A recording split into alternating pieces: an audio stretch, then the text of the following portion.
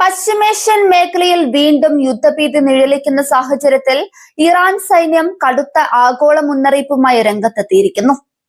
രാജ്യത്തിനെതിരെ നടക്കുന്ന ഏതൊരു നീക്കത്തിനും അല്ലെങ്കിൽ ചെറിയൊരു പിഴവിന് പോലും വിനാശകരവും ശക്തവുമായ തിരിച്ചടി നൽകുമെന്നാണ് ഇറാന്റെ സൈനിക നേതൃത്വം വ്യക്തമാക്കുന്നത്.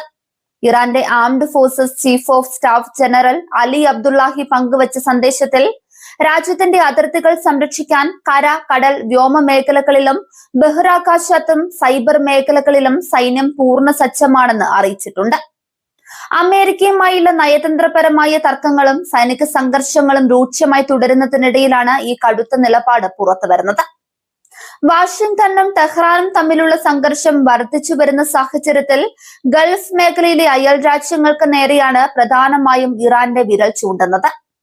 അമേരിക്കൻ സൈന്യത്തിന് ഏതെങ്കിലും തരത്തിലുള്ള സൗകര്യങ്ങളോ ആകാശപാതയോ താവളങ്ങളോ അനുവദിച്ചു നൽകിയാൽ അത് ഇറാനെതിരായ യുദ്ധത്തിൽ നേരിട്ട് പങ്കാളികളാക്കുന്നതിന് തുല്യമായി കണക്കാക്കുമെന്ന് സൈനിക തലവൻ മുന്നറിയിപ്പ് നൽകുന്നുണ്ട്.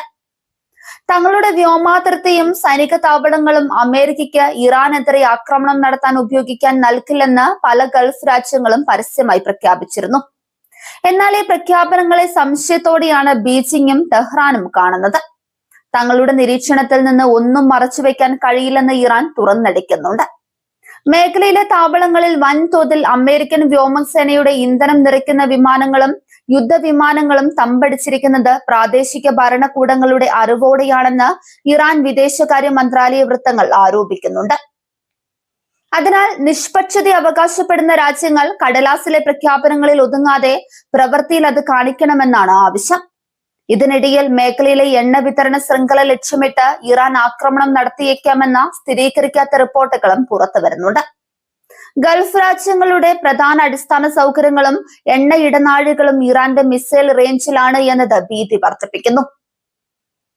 ഹോർമുസ് കടലിടുക്കിലെ ഉപരോധവും തടസ്സങ്ങളും മറികടന്ന് അന്താരാഷ്ട്ര വിപണിയിലേക്ക് എണ്ണയെത്തിക്കാൻ സൗദി അറേബ്യയും UAEയും വികസിപ്പിച്ചെടുത്ത ബദൽ പാതകളാണ് ഇപ്പോൾ പ്രധാനമായും ചർച്ചകളിൽ നിറയുന്നത്. സൗദി അറേബ്യയുടെ ചെങ്കടൽ തീരത്തുള്ള യാൻബു തുറമുഖവും UAEയുടെ ഫുജൈറ എണ്ണ കേന്ദ്രവുമാണ് ഇവയിൽ പ്രധാനം.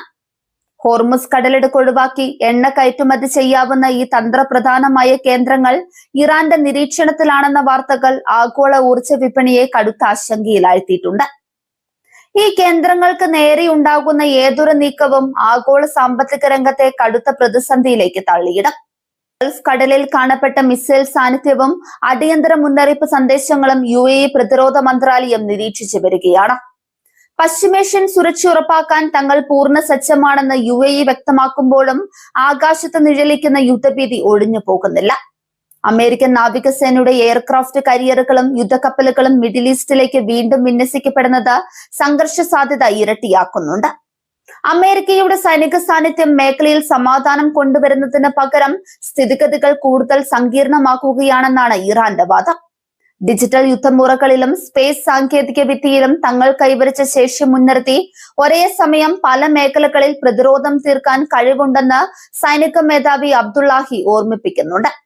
ഇത് മുൻനിർത്തി ഒരു ചെറിയ തന്ത്രപരമായ അബദ്ധം പോലും വലിയൊരു പ്രാദേശിക യുദ്ധത്തിന് വഴി തുറന്നേക്കാം.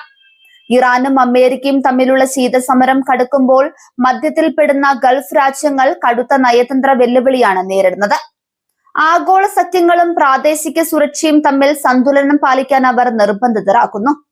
ഏതെങ്കിലും ഒരു കക്ഷി നടത്തുന്ന ഒറ്റ പിഴവ് മതി മേഖലയിൽ സർവനാശം വിതയ്ക്കുന്ന ഒരു പൂർണ്ണ യുദ്ധത്തിലേക്ക് കാര്യങ്ങൾ എത്തിക്കാൻ. ആഗോള സമൂഹം അതീവ ആശങ്കയോടെയാണ് വരും ദിവസങ്ങളിലെ ഓരോ സൈനിക ചലനങ്ങളെയും വീക്ഷിക്കുന്നത്.